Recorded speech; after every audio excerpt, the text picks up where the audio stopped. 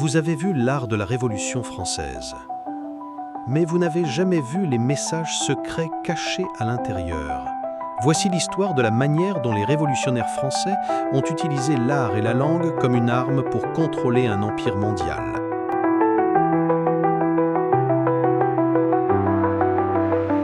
Avant de commencer, pensez à liker et à vous abonner pour recevoir la notification de notre prochaine vidéo.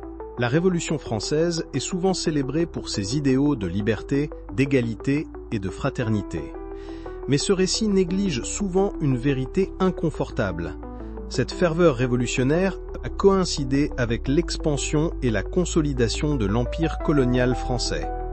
Tout en proclamant les droits de l'homme en France métropolitaine, les révolutionnaires ont simultanément maintenu et même renforcé un système brutal d'exploitation et d'assujettissement dans leurs colonies.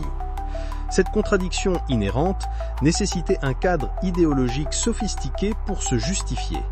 L'art et la langue sont devenus des outils cruciaux dans cette guerre culturelle, façonnant subtilement les perceptions et renforçant la légitimité du pouvoir français à travers ses possessions mondiales. La culture visuelle de la Révolution, ostensiblement axée sur les thèmes de la vertu civique et de l'unité nationale, incorporait souvent, subtilement, des éléments qui renforçaient les récits coloniaux. Les figures allégoriques représentant la France étaient fréquemment représentées aux côtés de représentations exotisées des colonies, souvent personnifiées comme des figures serviles, offrant un tribut ou des ressources.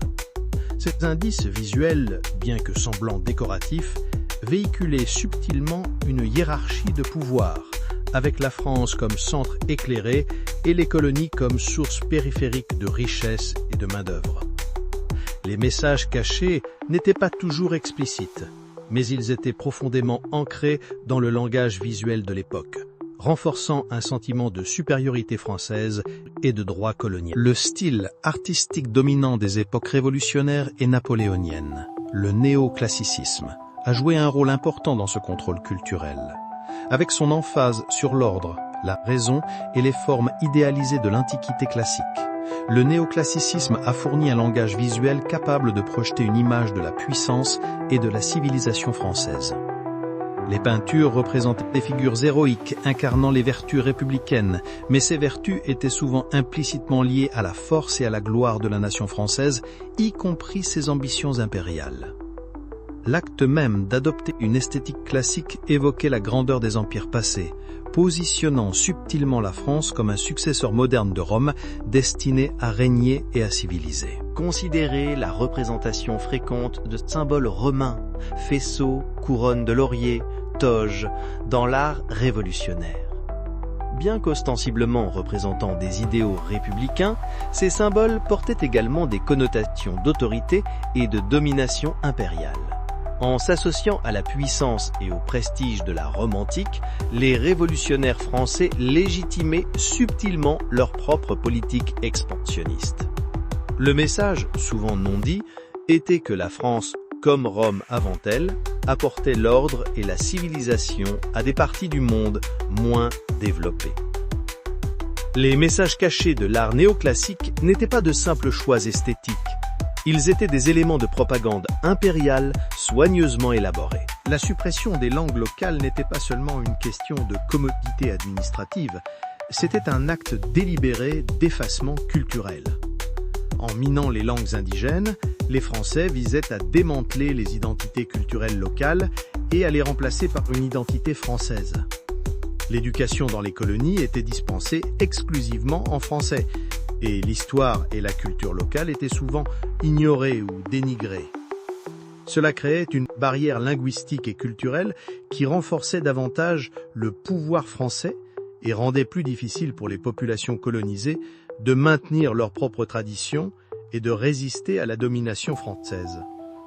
Le message caché intégré dans cette politique linguistique était clair.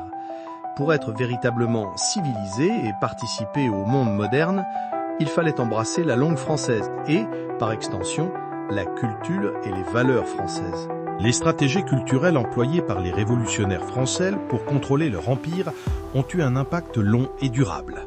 Même après la fin formelle du colonialisme, l'héritage de la domination linguistique et culturelle persiste dans de nombreuses anciennes colonies françaises. La langue française reste une langue officielle dans de nombreux pays africains, souvent aux côtés des langues indigènes, créant des dynamiques complexes d'identité et de pouvoir. Les normes artistiques et culturelles établies pendant l'ère coloniale continuent d'influencer la production et les perceptions culturelles dans ces pays.